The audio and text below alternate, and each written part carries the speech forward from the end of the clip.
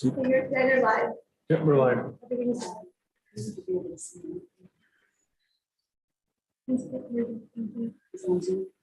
Yes, turn his camera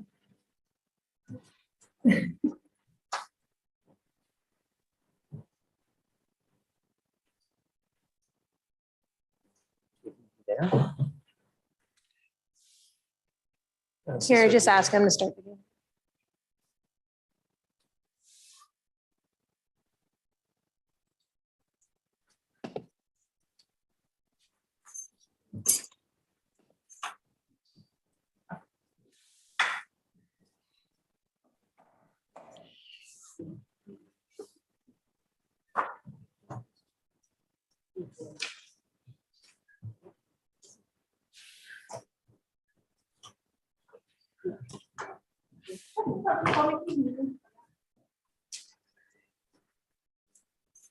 Thank you. Thanks.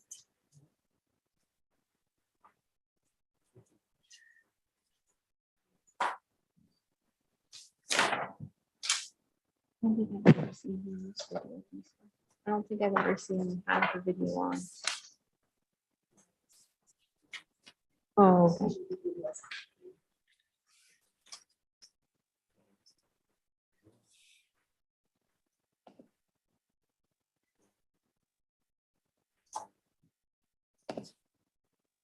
We're just trying to connect with the participants at once. Michelle, I'm here. There he is. Do Okay. you have your Oh, yeah. video on, Anthony? I can't though, Michelle. That's the only thing. I can't switch the video. Connected. You're connected. You can hear us fine? I can hear you perfectly. I can see everybody perfectly. Thank you. I'm just, can you hear, does it echo when I speak or is it okay? Not too bad. Okay. Okay then. Wants to look and stuff. I'll just, Just do your spiel. generally, the chair would open the hearing, but our chair is attending by Zoom. He's out of town for an appointment.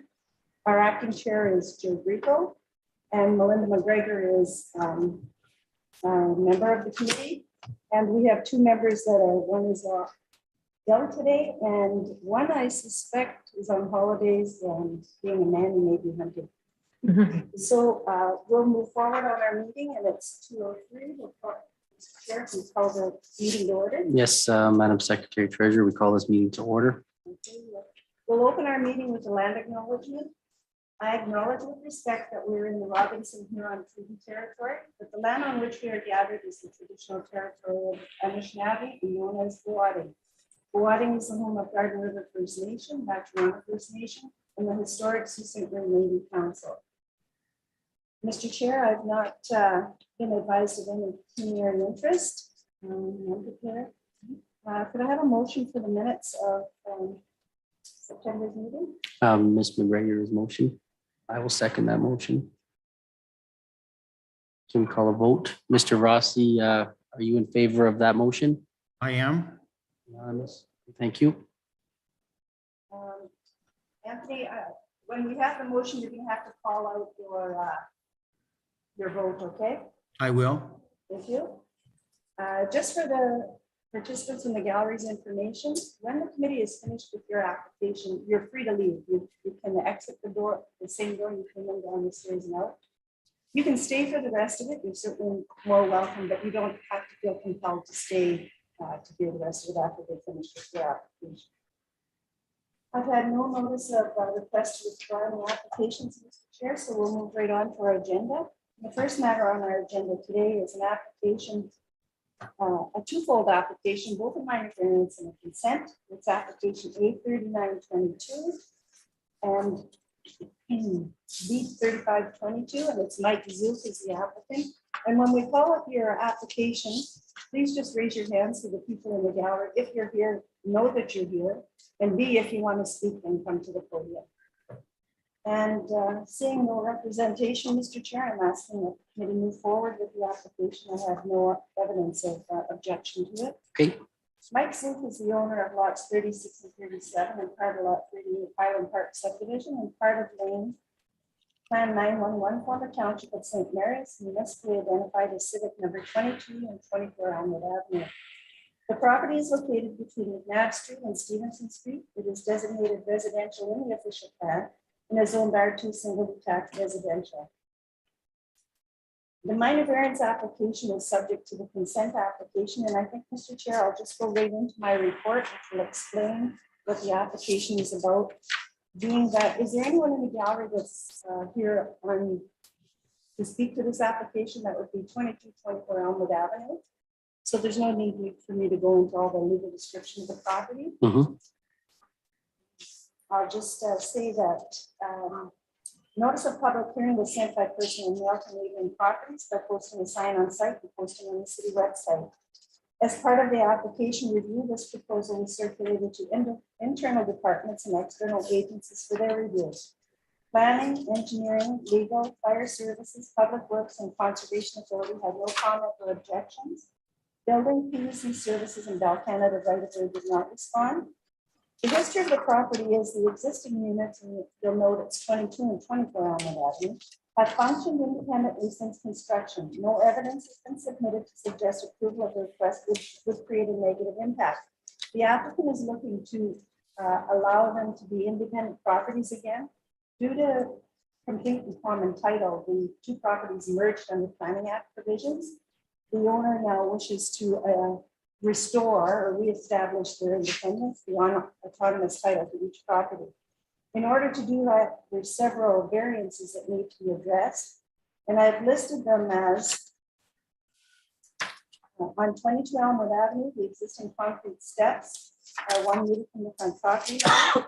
The existing wood deck and steps are 2.5 meters from the south lot line. To recognize the existing non-conforming side yards in the area, and to permit the required parking space to continue to be located in the front yard. As far as 24 Elmwood is concerned, the existing 58.5 square meter front deck is 2.2 meters from the front property line. The existing wood deck and steps is 2.5 meters from the south lot line. To recognize the existing non-conforming side yards in the area and to permit the required parking space to continue to be located in the front yard. And Mr. Chair, as to date, there's no objection received from staff or other persons circulated on the request. Of note, Public Works has no comments or objections. Conditions that would be applied but not limited to any approval of this application are provision of registered survey plan, payment of certificate fee, payment of cash in lieu of parkland, provision of applicable transfer documents, discharge or partial discharge of charge or mortgage, payment of municipal taxes, and compliance with zoning bylaw provisions. And those are my submissions, Mr. Chair. Thank you, Ms. Kelly. Are there any, first of all, do you want us to address B35 or A39 first? We need to do the minor variance first. I need a motion on the Okay. Firstly, are there any comments from anybody in the gallery on this application? Seeing none, any comments from committee members? No. Anthony, do you have any None, none? sir. None. Can I have a motion put forth on the application, please? I'll put forward the motion. Sorry. Thank you. Melinda. That's okay, and I'll second it. Okay, so we have a motion from Anthony, seconded by Melinda. All in favor of the motion? Anthony? In favor? That's unanimous. Thank you. This motion's hereby passed. Mr. Chair, and with the condition. Yes, are there any comments in the gallery on the consent on the application? Seeing none, any comments from committee members? None? None. Can I have a motion? I'll put forward the motion. Thank you. And I'll Melinda. second with the conditions. Okay, Melinda has seconded the motion with the conditions placed on the application. All in favor? In Anthony? favor? All right, thank you. The motion is passed. I'll bring the committee's attention to tab 3 on your agenda. That's application B4022, and it's an application from Kristen Schultz and Sabelle Richards. Again, I don't think there's anyone in the gallery that's interested or connected or wants to speak to this application. They are the owners of Lot 1 Riverside Park subdivision, former township of Rankin, civic number 3905 Twin Street East. It is located between Royal Yard Boulevard and Park Place. It is designated residential in the official plan and is zoned R2 single detached residential. In accordance with section 45(1) or 2 of the Planning Act as applies, relief is requested from the provisions of bylaw 2005-150 as amended by reducing the rear yard setback to facilitate the construction of a 54.3 square meter addition to the existing house, specifically section 9.6.2 of zoning bylaw 2005-150 requires a minimum rear yard of 10 meters. The applicant seeks to reduce the minimum rear yard requirement from 10 meters to 4.1 meters. Notice of public hearing was sent by personal mail to neighboring properties by posting a sign on site and by posting on the city website. As part of the application review, this proposal was circulated to internal departments and external agencies for their review.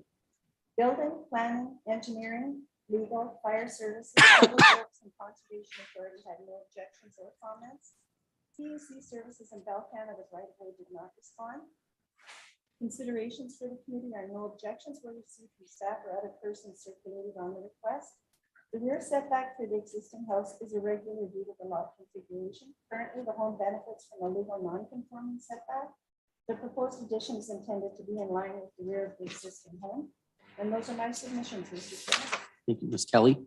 Is there anybody in the gallery to speak to this matter? I don't see anybody. Are there any comments from committee members on the matter? No, I don't think I have any comments on this one. Mr. Rossi, do you have any No. comments? No comments, Mr. Chair. Okay, can I have a motion on the matter, please? I'll put forth a motion. I'll second the motion, Chair. Thank you. To Yes, approve the to motion. approve. All in favor of approving this motion? In Anthony? favor? Motion is passed.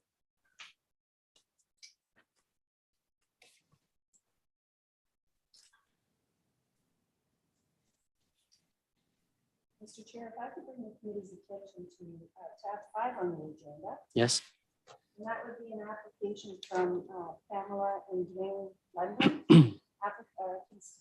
Minor variance application A4222. And Pamela's in the gallery. And if you want to speak when the committee's heard the report, if you would just come to the board. So Dwayne and Pamela London are the owners of part section 29, former township of Terran Taurus, municipally identified as 288 Gardner Road. It is located between 2nd Line East and Terrace Avenue. It is designated residential in the official plan and is owned by 2 single detached residential. In accordance with section 45, 1 or 2 of the Planning Act as advised, relief is requested from the provisions of bylaw 2005-150 as amended to facilitate the construction of a new home and the placement of a garage on the existing home's foundation. Specifically, sections 9.1.4, 9.6.2 states that no accessory building shall be located in the required front yard. The applicants are seeking permission to permit a detached garage to be located in the front yard, the required front yard, approximately 5 meters from the front property line. Also, section 9.4.2 says that not more than 1 dwelling unit shall be erected upon any one lot. And the applicant is seeking to temporarily permit a second dwelling unit to be erected on the same lot.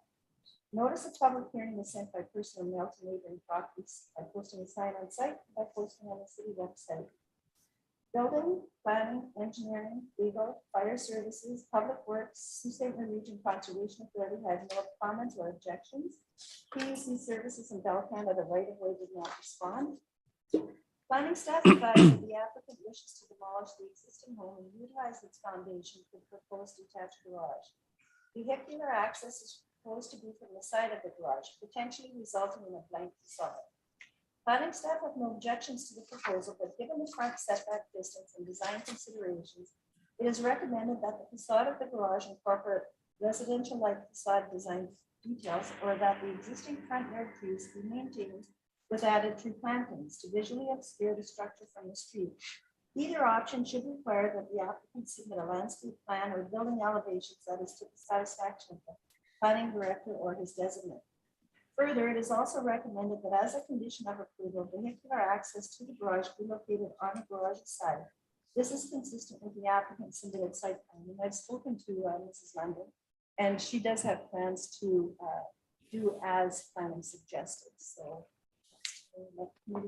Okay. engineering staff advised that the existing ditch must be maintained. It could be relocated if the current location interferes with the future house. And again, in conversation with Mrs. London, the ditch is maintained and is not interfering with the home. Okay. Considerations for the committee, there are no objections received in addition to the comments that I just made. Recommendations for the committee are Approval should be made conditional on A, facade of the proposed garage must incorporate residential-like design details, or the existing front yard trees must be maintained with added tree planting to visually obscure the structure from the street. A landscape plan or building elevations must be submitted to the planning director or his or her designate for approval to the issuance of the garage permit. Vehicular access to the garage must be located on the side as indicated in the site plan submitted with the application. And another one, Mr. Chair, it's been the committee's practice that in applications of this nature that they put a time limit on demolition of the existing residence. And in the past, demolition has been within a few months of the occupancy permit being issued for the new home. So I would suggest probably 6 months. And you understand that, right? And those are my submissions, Mr. Chair. Thank you, Ms. Kelly. Would you like to make any comments? Okay. And I will ask you before I ask the committee members if they have any questions for you. Is a 6-month timeline on the demolition, is that enough time? I would like a little bit more time, maybe like a little after spring. Okay, so when is the intended occupancy?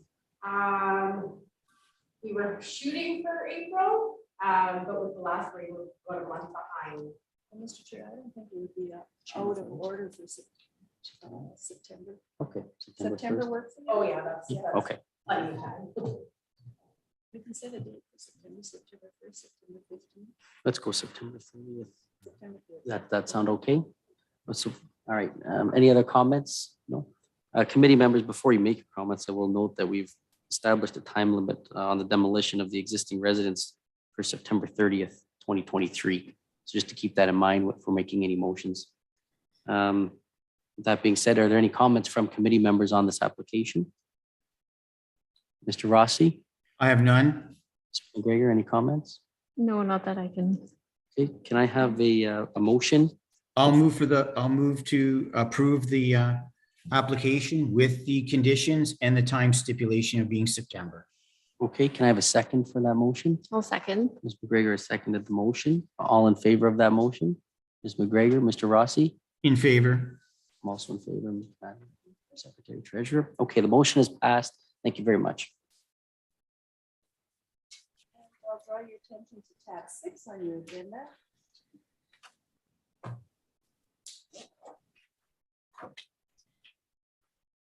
That being an application 84222, an application from Irene Baker and Murray Levant in the area gallery. They are the owners of lot 47 Bernardi subdivision, Prime H31, former township of St. Mary's, municipally identified as civic number 99 Glenholm Drive. It is located on the west side of Glenholm Drive, approximately 55 meters south of Arlington Street East. It is designated residential in the official plan and is zoned R2 single detached residential. In accordance with section 45(1) of the Planning Act, as applies, relief is requested from the provisions of bylaw 2005-150 as amended to legitimize the existing privacy fence, specifically section 7.2. Maximum fence height in that section is 1.8 meters. The applicant seeks to increase the height of a privacy fence in the north interior side yard to 2.13 meters. Notice of public hearing was sent by personal mail to neighboring properties by posting a sign on site, posting on the city website. The northerly abutting property owners at 101 Glenholm Drive advise that they are not opposed to the variance requested. It does not affect their property. It has been well constructed, looks good, and blends in well with the rest of the yard. Irene and Murray have done an awesome job in their yard, and the backyard could be best described as an oasis. They have received several city beautification awards, and we take on a project that is always top notch, and we are grateful to have such nice neighbors. I received 2 additional comments. One is from Marie Charette of 104 Glenholm Drive. I, Marie Charette, have no objection to the change in this variance for the fence height to 2.13 meters. The other is from Jacqueline and Richard Ball of 96 Glenholm. We are in total agreement with the height of the fence. As part of the review, building, planning, engineering, legal services, fire services, public works, and conservation authority had no comment or objections. PSC services in Bell Canada right away did not respond. Considerations, there's been no objections, Mr. Chair. I'll just draw your attention to the diagram and the graphics, and to you, Mr. Ross. I see it. Section of fence that in that diagram, exhibit 2, that is the section of fence that is higher. And if you see exhibit number 3, that is on the neighboring property, and that is what that fence hides. I see it. Mhm. And those are my submissions, Mr. Chair. And again, Mr. Lamont and Ms. Baker are in the gallery. Okay, thank you very much. Did either of you have any comments for us to consider?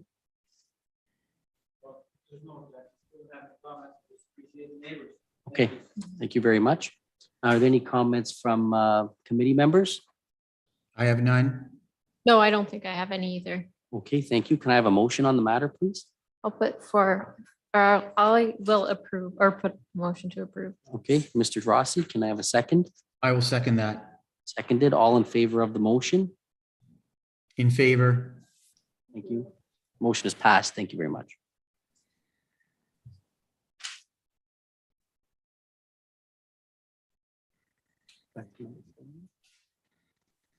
Mr. Chair, if I could draw the committee's attention to tab 4 on your agenda. Thank you.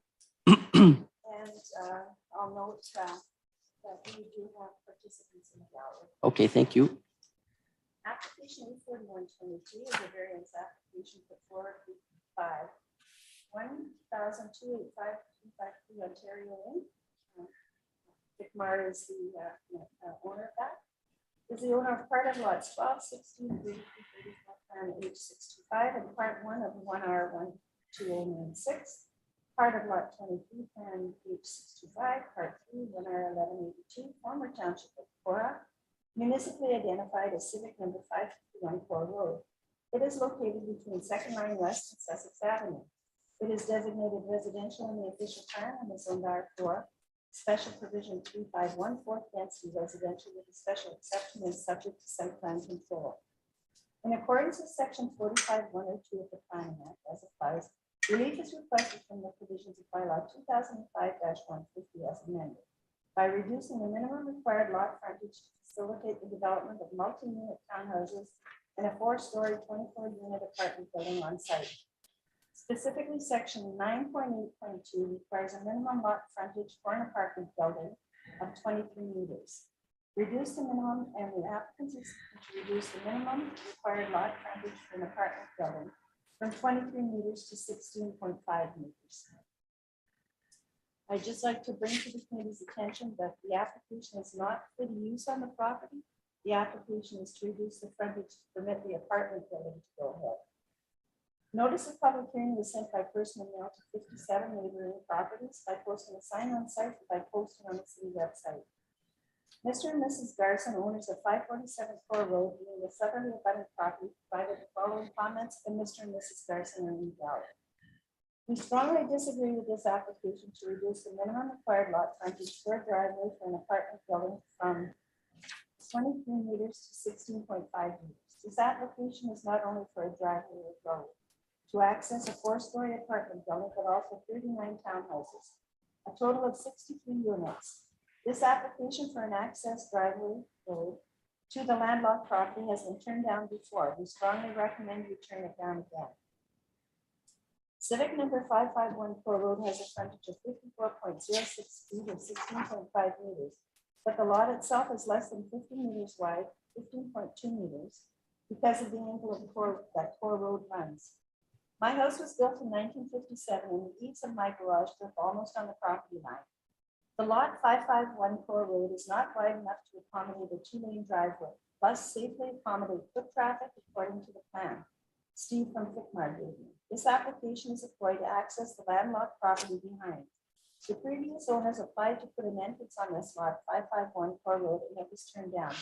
They also applied for an entrance road off Second Line, which is also turned down because of traffic issues. This driveway road will not only hinder the use of my driveway with the amount of traffic, the 24-unit apartment building and 39 townhouses will create a cluster of traffic with the already existing traffic we have at the intersection of Four Roads and Selby Road. Not only the traffic, but the noise, dirt, and vibrations from construction equipment, garbage trucks, recycle trucks, snow plows running the length of our property, approximately 12.5 feet from our property line and garage. These things plus road salt and sand and winter will surely drain onto our property, causing damage to our land and structures. It would also hinder the people walking on the sidewalk on the west side of Four Road. We have seniors with walkers going to get groceries, families walking with children. When I bought my home in 2009, the lot next to me, 5514 Road, was a well-maintained residential lot, with landlocked property behind. Had there been any mention of the property at 5514 Road being used to access the property and behind, we would not have purchased our home at 547 Road. This property has been landlocked for years before I bought my home. To allow this neighbor, this narrow of a lot to be used for a driveway, for this much traffic will affect our privacy and the value of our home and the quality of our lives. Please allow us the respect and enjoyment of our house and property and turn down this application. Mr. Chair, I need to clarify a few things for the people in the gallery and the committee. And I'm taking this time to do it while it's fresh in your mind and because I've been asked by someone in the gallery and someone that's tuned in on Zoom. And Mrs. Garson is aware that I would have to explain this. There was mention in the letter that when the Garsons bought their property, it was a residential lot beside them with landlocked property behind them. When in fact, unbeknownst to them, their lot, the property next door was not landlocked. The rear property was part of 551, although that impression was not left to the Garsons when they purchased the property. So the rear property directly behind 551 here was never landlocked. So I think that's just the only thing. Oh, and the previous applications were deferred at the request of the applicant, and no decision was made one way or another. So this particular roadway or entranceway on Poor Road was not refused. It just, there was no decision made on those applications, and they were never brought forward again. And Mr. Chair, I'll move on then. We do have another person in the gallery that wishes to read his comments, and I'll ask you to come to the gallery in just a minute. So, as part of the application review, this proposal is circulated to internal departments and external agencies, planning, engineering, legal, fire services, public works, and the Conservation Authority had no comment or objections to the request. Building, PUC services, and Bell Canada right-of-way did not respond. Planning staff advised that in 2015, City Council approved an application to rezone this property from single detached residential zone to medium density residential zone. And prior to the residential zone, a part of the interior lands was commercial industrial. To facilitate the development of 5 apartment buildings consisting of 136 dwelling units. The property known as 400 Second Line West was a frontage property at that time and was to be used to grant access onto Second Line. The property is now under different ownership with a different plan to construct 1 apartment building and 11 townhouses for a total of 63 units. The frontage property has changed to 551 Poor Road to provide access onto Poor Road only. Poor Road frontage is deficient by 6.5 meters or 21.3 feet. The subject of this application is therefore to reduce the frontage requirement. The type of development that can occur on the property is already established through the 2015 council decision. Planning staff have no objections to the proposed frontage reduction. Poor Road is classified as an urban collector and designed to accommodate medium levels of traffic. The general area is characterized as a mix of single detached homes and commercial uses. It is the opinion of planning staff that this variance will not impact the character of the area. Further, provincial policies and municipal plans promote the redevelopment and intensification of underutilized lands in areas that are municipally serviced. Public works staff support the application based on the assumption that no city services, that is to say, snow removal, garbage pickup, etc., would be provided beyond the Poor Road right of way. Considerations for the committee: 2 neighboring property owners have registered objections to the request. To date, no objections were received from staff. Development on the subject property is subject to site plan control. Matters such as service and grading, during which snow removal, garbage pickup, etc., will be analyzed throughout the site plan process and formalized in the agreement. And again, the frontage is so that the apartment building can go forward. It has to be frontage out otherwise. And those are my submissions, Mr. Chair. And there is another person in the gallery that wishes to speak. Thank you, Ms. Kelly. Yeah, no, Yes. we will open, I will open the floor. No, We've read their letter, so we need to hear your comments. No, come on down. Thank you.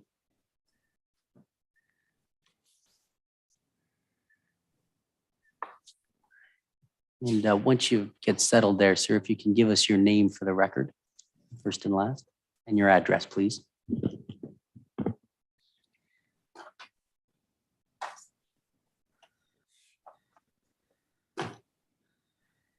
My name is Jordash Boudreau. I'm a resident at 359 Sussex Road. It is residence between Core Road and Prentice Avenue.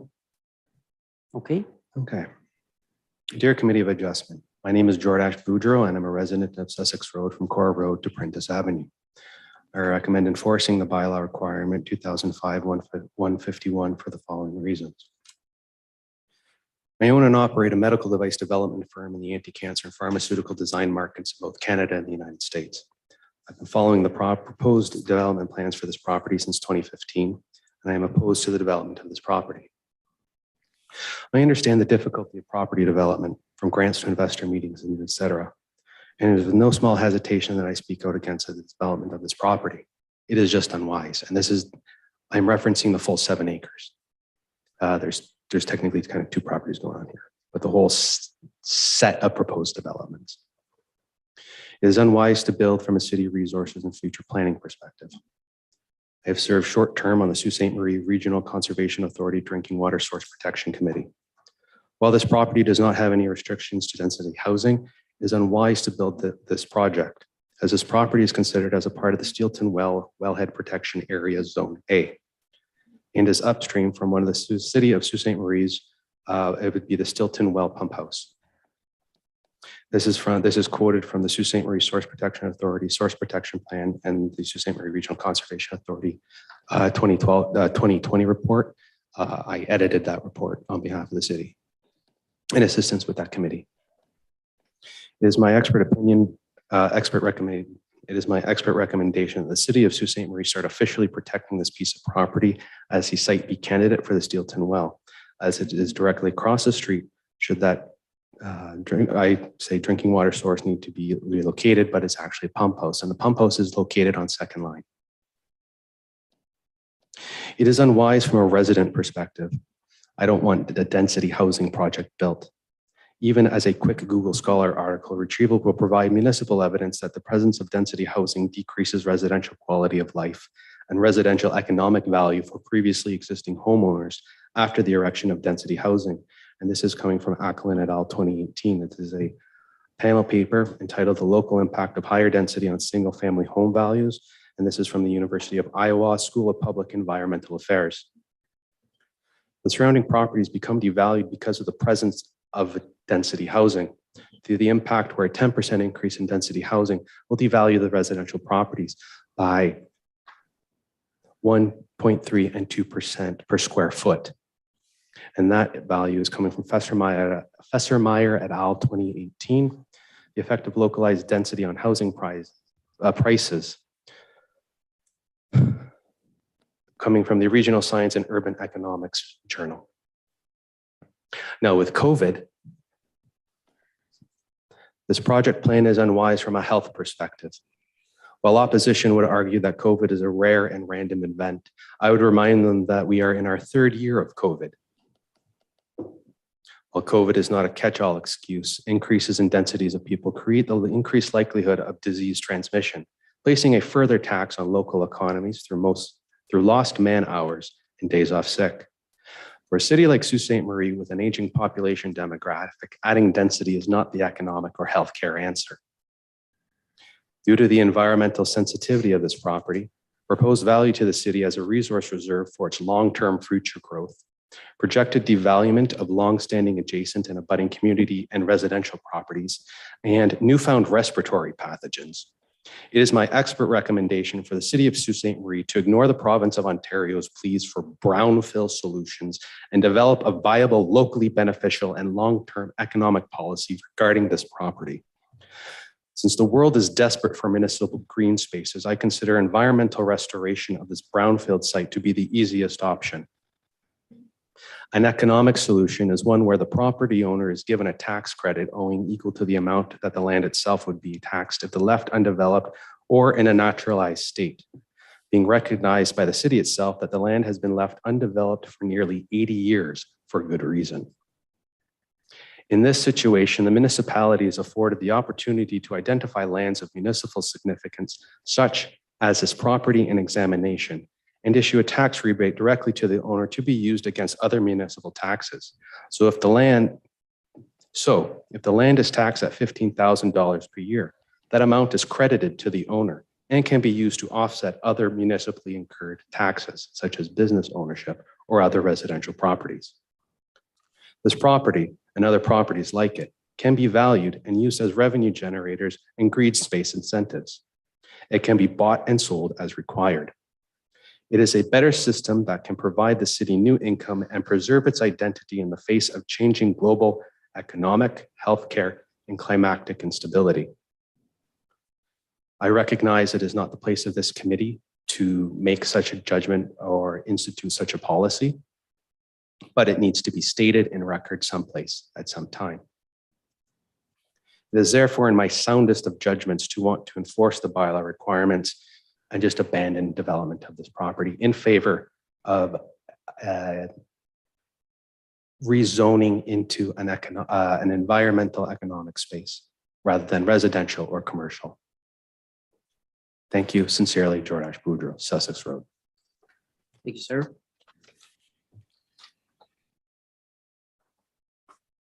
There were some comments in there about planning.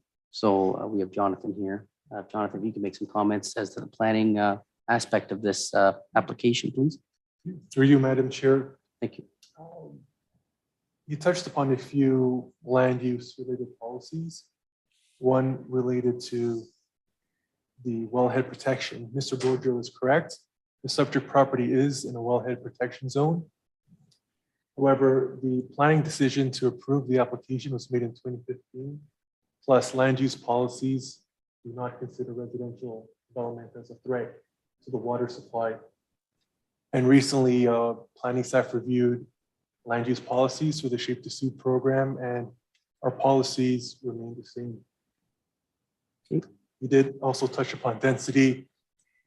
It is the through municipal policies, provincial plans, intensification and infill is encouraged and promoted on properties that are municipally serviced. I have a comment on that.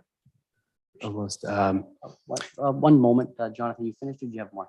And that concludes my comments. Okay, thank you. You can comment now, Mr. Boudreau. Yeah, the comment is basically the infill is a short gap.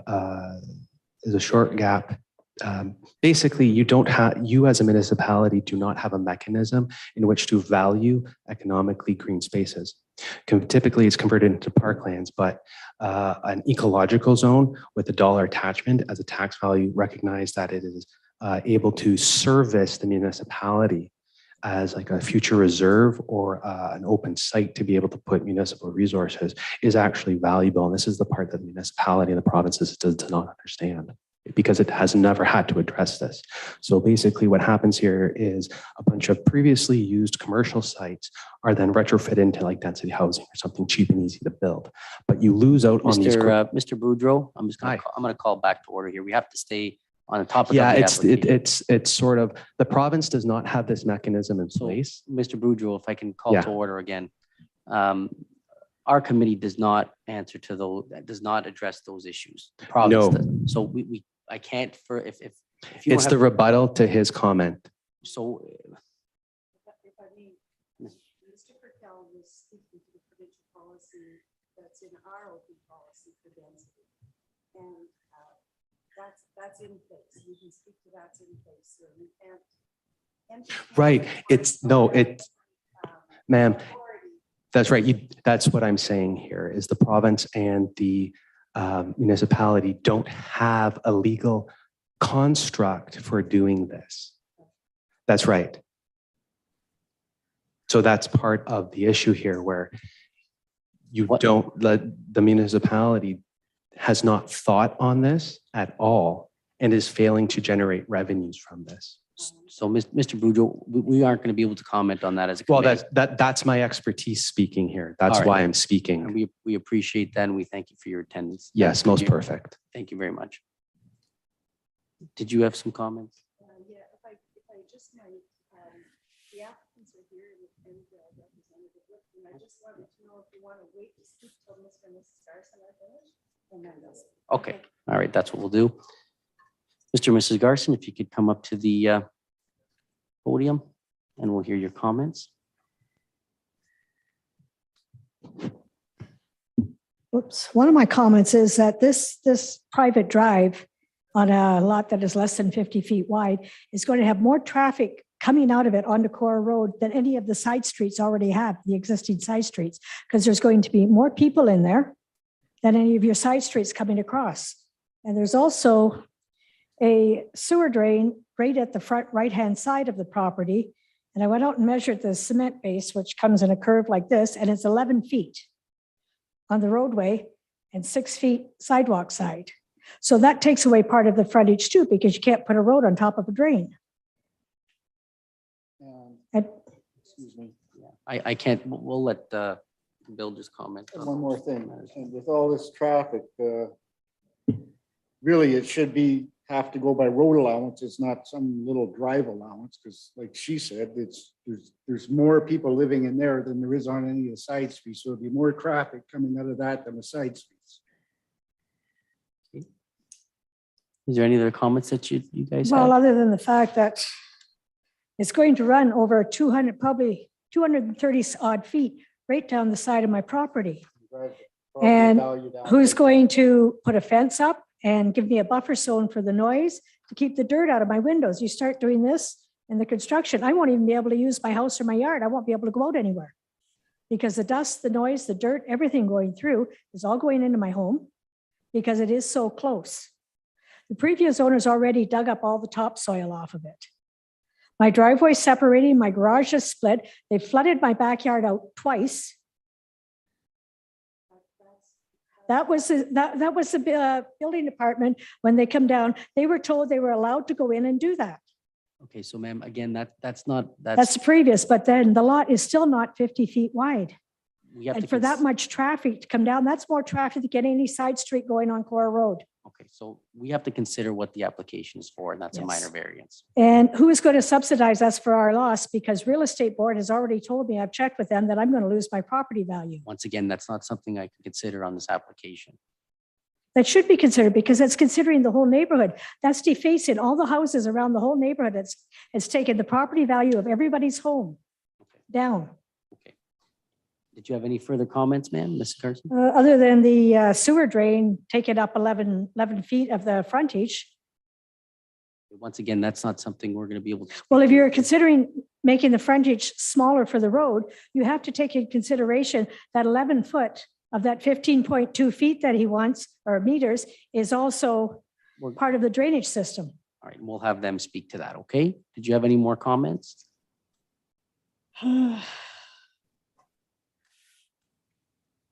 No, other than the fact that the lot is not wide enough to accommodate that much traffic coming out onto Cora Road.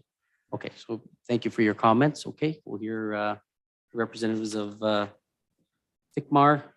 If we can have your names and positions, for whoever's speaking, please. Well, thank you very much, Mr. Chair. Thank you. For the education, everybody here. My name is John McDonald. I'm with Telek Engineering and project manager with them. Okay. My forte is essentially land development. I've been doing this for nearly 3 years. Just if you could put Oh, the I'm sorry. microphone up. By nature, I'm soft-spoken and usually kind of dry, so I apologize. Typical engineer. Yeah, exactly. Okay, we'll hear your comments. I appreciate the comments by Mr. and Mrs. Garson. They do raise valid concerns. They do have adjacent properties. Same with Mr. Boudreau. My first comment would be that the application in front of you is for a minor variance to reduce the frontage. I'm not sure how much you would like me to get into other aspects of addressing some of the comments. But with respect to traffic, Core Road is by nature a collector. It is specifically designed to collect residential traffic from residential neighborhoods. That'd be the first thing. And the second, just to reiterate that the property has been already approved for rezoning to both R3 and R4. The original applications back when did put us subject to site plan control, which we are completely in favor of and will be adhering to, obviously. And site plan control typically addresses things such as landscaping, buffering, drainage, servicing, and nature, the nature of the development in general. So that process is in place for the protection of the interests of the city and neighbors. With respect to the wellhead protection zone, Mr. Kirkle, you hit the nail on the head. It is residential. It is one of the lowest risk developments in terms of wellhead protection. And my second comment would be PUC has also not commented or raised any concerns with it being in the wellhead protection zone.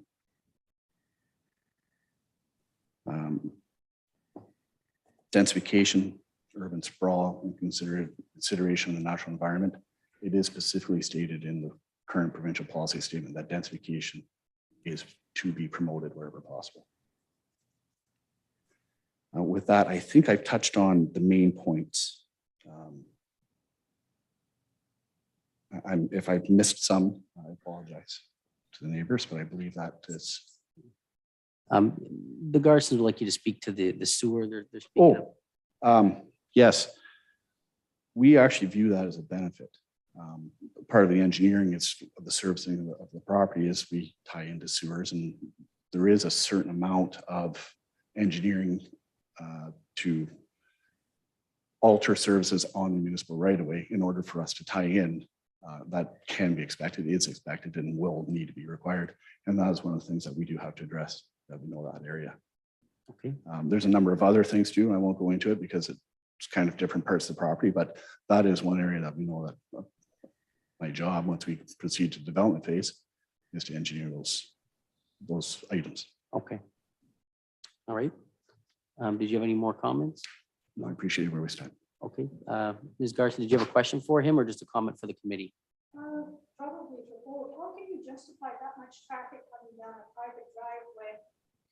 In my opinion, it should, the drive to access all those buildings should be the same width as a road, because it's going to access more traffic than any of the other streets. And there's no place for a sidewalk. The Mr. Chair, Yes. the Transportation Association of Canada, specifically Ontario Geometric Design Guidelines for Ontario roads, the minimum roadway width per lane is 2.75 meters. Now, this is for a municipal road. That's for typically a low volume road. We're proposing 3.5 meter lanes. And as a rule of thumb, a 2-lane road per lane can handle 400 vehicles per hour. Okay. This development will generate nowhere near that. All right, thank you. Sorry, I should say what actually governs in this situation is Ontario Building Code and the minimum width for a fire truck, for a fire access way, which is 6 meters. Okay. That's what would govern this. Okay, thank you.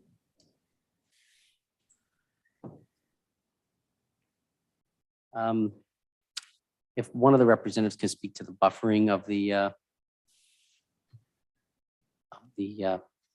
road in, that was brought up. Buffers Again, and through you, all. Mr. Chair, Yes. working through with planning through the site plan control process, we are expectant that there is buffering required. We will work with planning, whether that be fence, enhanced landscaping, to incorporate all the design elements that we need to do We fully expect that that's going to be required. Okay, perfect.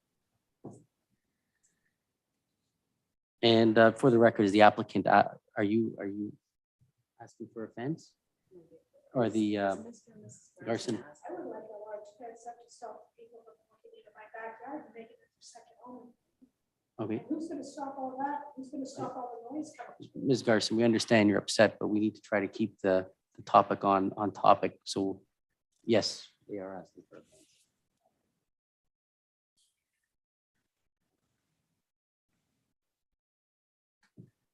Mr. Chair, if I could be asked for a little latitude on this comment. Yes, Is that something that we typically address at as a minor variance, or is that something that can be addressed through potential holding provision removals? It certainly would be under site plan control with the applicant and planning in that process, whether trees and buffer or fence is better.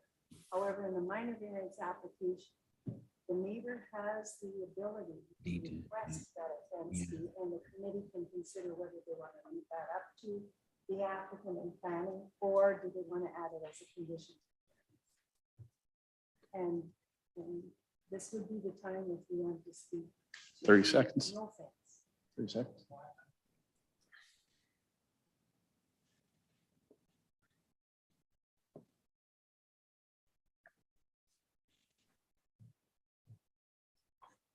So I don't, your name, sir? oh, sorry, I'm Steve Ficacello from Thank you. Fickmar.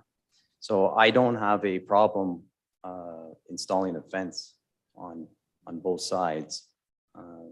I thought it would be nicer with some trees and gardens to have that open feel. I just previously completed a project maybe 2 blocks away and we did the same thing. The fence is only going to benefit me, not them. Their driveway will butt right up against the fence. So it's going to kind of create like a tunnel for their driveway and the property north of my property. So the fence really is only going to benefit me. I have no problem if that's what they want, then I certainly. Just to be clear though, the northerly property is not requesting a fence. It would just be the Garson property that's requesting it. No, but she doesn't have the fence alongside of her driveway. So, They're not requesting more. yeah, okay. Mr. and Mrs. Garson, do you remain, does your request remain for a fence? I want a fence, or I want a large buffer zone, so I don't have to look at all this traffic or listen to it. I don't want, I mean, I can't use my yard, I gotta go back and forth. Okay, And I don't know what kind of people are going to be back there for starters. okay, we've got your comments. So what I did with the previous development, I worked with the neighbors and I kind of explained to them what I was going to do before I went ahead. So we can do the same thing through site plan control. Mr. Chair, Yes. depending on how the committee moves on this application, what would the request for fence or a good buffer? Yes. I think we can note in a decision that planning and the applicant have consultation with Mrs. Garson. They will have the final decision, that they'll be aware of what Mrs. Garson's looking for in that buffer or fence. And it seems to be what the applicant is saying. He's prepared to work with them as well. Perfect. Any other comments from the applicant or their representatives?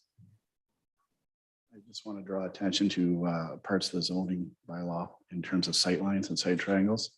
Fences in front yards have to maintain a certain setback from property line and a certain height.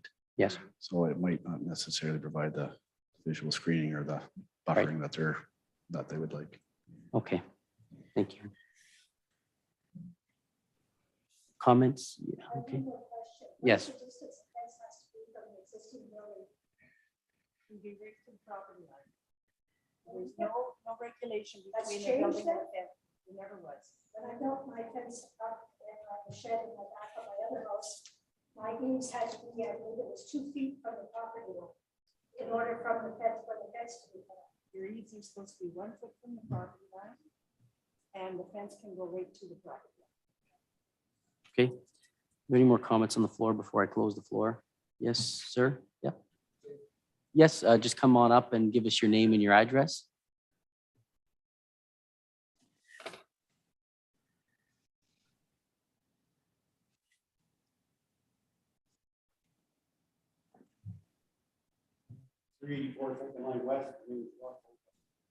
If you could just move to that microphone's not on, sir. If you could just move over to the middle one there. Thank you. Sorry about that. My name is Rod Bolduc. I live at 384 Second Line West. This is all I'm reading going on in my backyard. Now, I knew none of this is happening. I got a letter here to come here this afternoon. Shouldn't I have had some kind of a site plan or something so that I could look at? I was talking about building an apartment building and housing back there. I have no clue what's going on. The notice says that you can contact any of the illustrations that are provided with the application. So you could call and you would be sent those or drop them or you could pick them up. And it's also on the city website. Yeah, well, I'm not, I'm old school, you know. I'm not on the internet and all that stuff, No, but at least mail me You something. can call. in there it says you can call and get any more information. that you Okay. require. So I just heard him say he could build a fence, like a privacy fence. How does that hide this 4-story building? We're not here to discuss that. Oh, We're okay. here to discuss the minor variance required for the And front. another thing too is Siri Construction years ago and Shelby Transportation, right behind Shoppers, all that area. They dumped their fuel oil, fueled their transports and did antifreeze. That ground should all be checked before. Again, that's not for this committee to Okay. consider. I'm just saying, there was 2 major outfits out there dumping fuel in the ground. Okay. The applicant is aware of the soil conditions and what will be required in order to move forward. All right. What would you like to hear? Would you like, Would you like them to comment on that? Yeah, I'd like to know what's going on back there.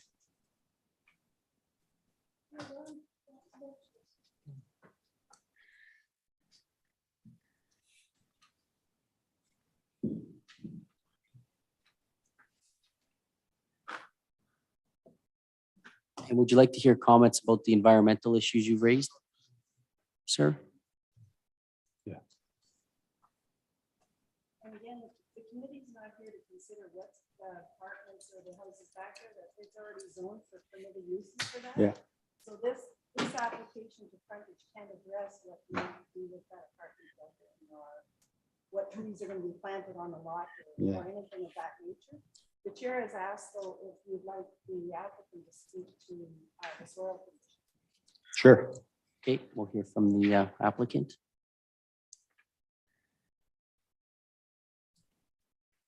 Thank you, Mr. Chair. The previous owner commissioned both of phase 1 and phase 2 environmental site assessment. Okay. We are in receipt of those 2 reports.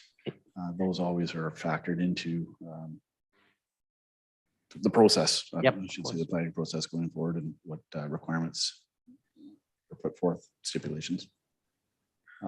Also, and Mr. Ficacella, knowing him and his development history, we would be more than willing to sit down with you, sir, at any time and go through the plan and explain things. Our door is always open. Thank you, sir. Once again, before I close the floor. Go ahead, yeah.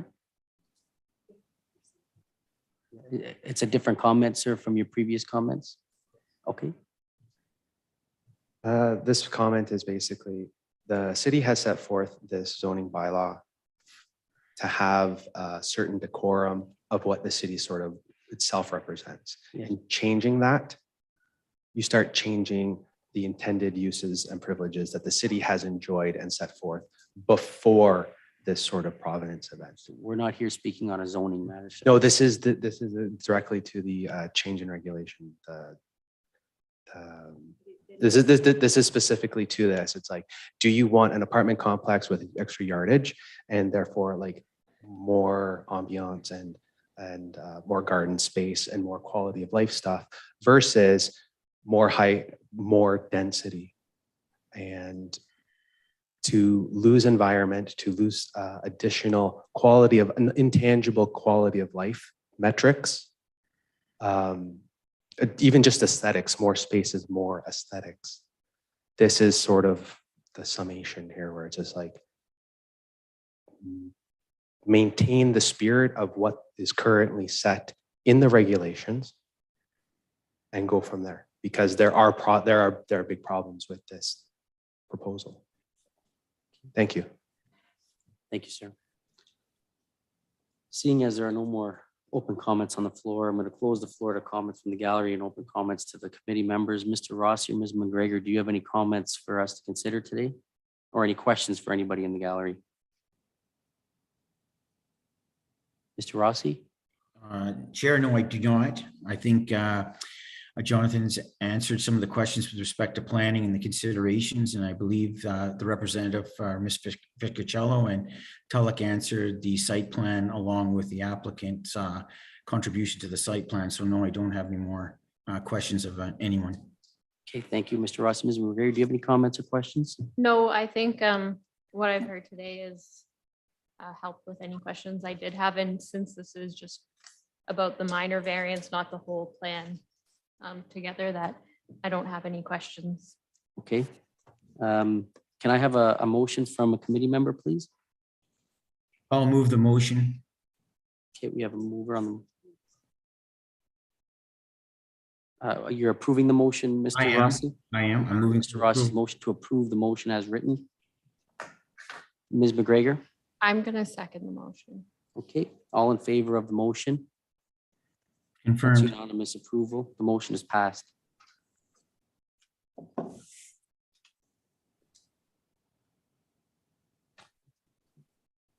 That's our last matter for the day, ladies and gentlemen. You may leave. We thank you all for your time and for your comments. Thank you very much. Thank you, Mr. Rossi, for attending via Zoom. Thank you, Chair. Thank you.